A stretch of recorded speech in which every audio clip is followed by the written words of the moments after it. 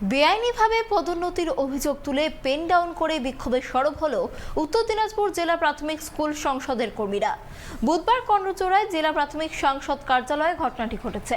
আন্দোলনকারী সংগঠন রাজ্য সরকারি কর্মচারী ফেডারেশনের জেলা সভাপতি চিন্ময় মহন্তের অভিযোগ, আপার ডিভিশনের ক্লার্ক সুধাংশু কর্মকারকে অবৈধভাবে হেড ক্লার্ক পদে উন্নতি করানো হয়েছে।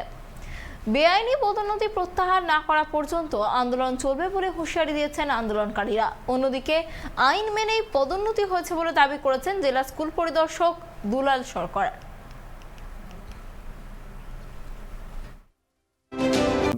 বিক্ষোভ আমাদের হচ্ছে ডিআই অবৈধভাবে একটা প্রমোশন দিয়েছে হেড ক্লার্ক পোস্টে।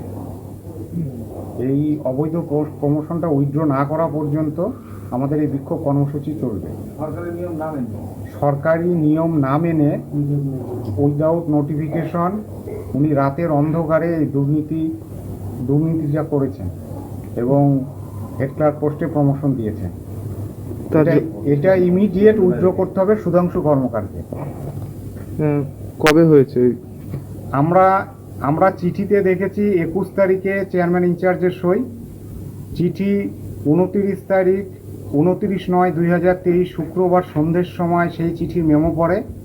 3 তারিখ 3/10/2023 আমরা অফিসে এসে জানতে পারি এই ঘটনা হয়েছে। ওরা পেন ডাউন কালকেও করেছে, আজকেও করছে, অথবা আগামী দিনে করবে, করতে থাকবে। কাজকর্ম যার স্টকে রয়েছে সেগুলো শেষ করতে পারছি না, পেন ডাউন করে থাকুন।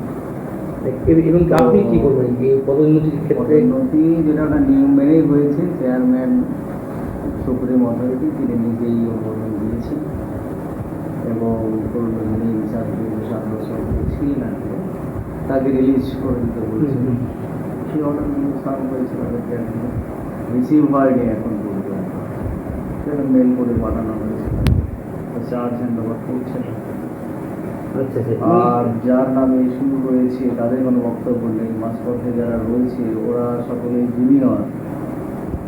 সিনিয়র মোস্ট যিনি ইউডিজি হিসাবে তাকেই দেওয়া হয়েছে।